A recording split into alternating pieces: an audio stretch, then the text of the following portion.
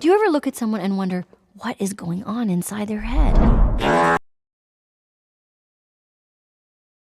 Like most things that have to do with Disney, Pixar hasn't been doing the greatest as of late, with their last few movies being either just okay or downright bad. So I wasn't all that excited when I heard about Inside Out 2. The first Inside Out was one of Pixar's few shining jewels during a time when the studio was starting to go downhill. And while I didn't think that the original was amazing, I definitely see the heart and charm that was poured into it. In theory, the first movie lays a perfect foundation for a sequel, but I was worried that it was going to be a lazy cash grab type sequel in a desperate attempt to try and stabilize a slowly diminishing studio.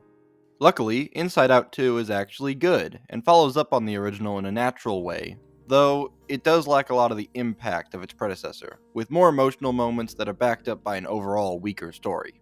Allow me to explain as we dive into the emotion-fueled ride that is Inside Out 2. The story takes place shortly after the first, and follows the main character of Riley going to hockey tryouts, while in her mind, the emotions from the first movie have to deal with the arrival of 4 brand new emotions, of which only one really matters, and the others are mostly reserved for one-off jokes. Let's start with the overall plot, which is much smaller in scale than the first movie, which was already a small-scale story. I said that this movie lacks impact, and I feel that the even smaller scale is a reason for that, as the first movie's emotional moments were momentous and felt like they were massive changes in Riley's life, whereas the emotional beats in this film are still Riley overcoming issues, but not issues that were as character-defining as the first. The animation is pretty stock standard Pixar, and looks good enough, but isn't breaking any new ground and feels very safe, with a few exceptions like having characters with drastically different art styles.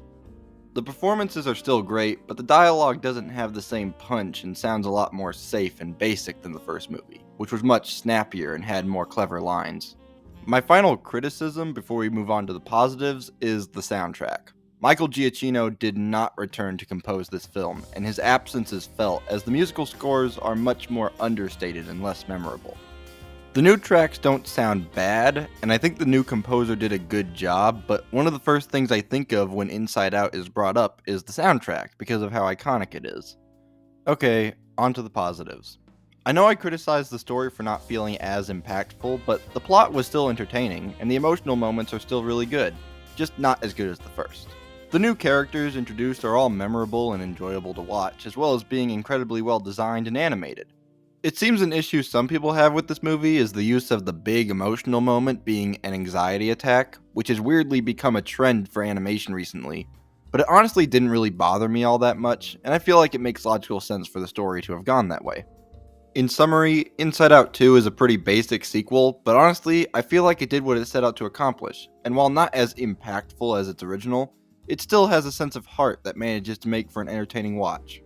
Let's just hope that the success of this film doesn't send the message that audiences just want nothing but sequels.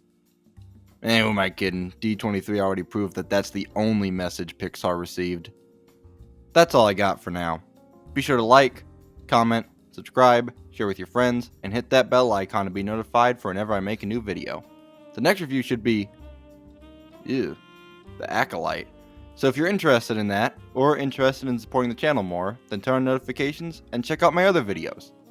Okay, that's it. Bye.